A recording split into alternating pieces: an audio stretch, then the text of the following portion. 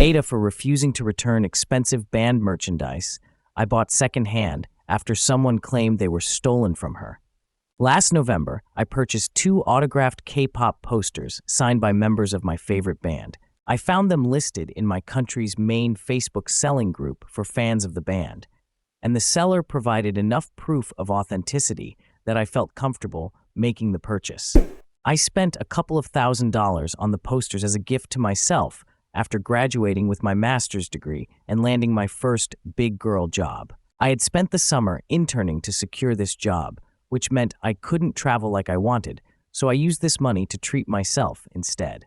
A few weeks after I posted the posters on Instagram, I received a message from a girl named Anna who lives in another country. She claimed that the posters had been stolen from her by her ex-roommate and then sold to me without her consent. Anna demanded that I return the posters immediately, stating they were stolen property. To prove her claim, she sent me a picture of the posters with a timestamp from early February 2025, along with details of merchandise worth over $10,000 that she said her ex-roommate, Maria, had stolen from her. Anna was very confrontational in her messages and insinuated that I should have known the posters were stolen because she had posted about the theft extensively on social media. The thing is, I live across the world from Anna and don't follow her country's side of the fandom. I don't even speak the language. From what I could piece together, Maria had moved from Anna's country to mine to attend graduate school and sold the posters here.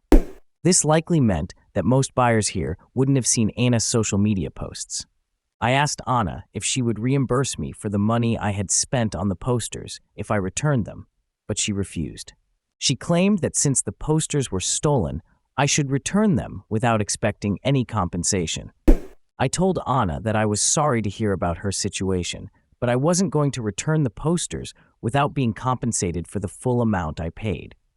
I had bought them in good faith, with no knowledge that they might have been stolen.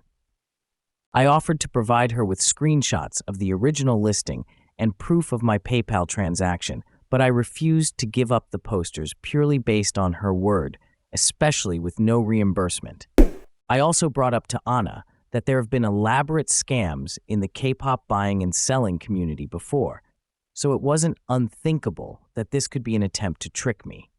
For all I knew, she and Maria could be working together to get both the money and the posters. I told Anna that if the posters were truly stolen and valuable, she should file a report with the police in her country and handle the matter that way.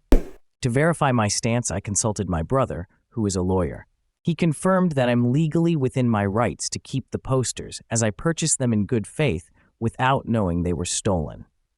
He also said that if Anna pursued legal action against Maria in her own country and won, it would be very unlikely that authorities would get involved in my country over what is, relatively speaking, a low-value case. However, ever since this incident, I've had to make my Instagram and TikTok accounts private because Anna has been sending what can only be described as flying monkeys to harass me online. These people have been flooding my comments, accusing me of being a thief, and it's become really stressful. I've also been bombarded with messages, some from complete strangers, telling me that I'm in the wrong. A few people have outright called me an asshole for not returning the posters. So am I the asshole? Discuss in the comment section below, and I'll pin the most upvoted comment. And don't forget to like and subscribe to the channel to hear more stories animated and read by AI.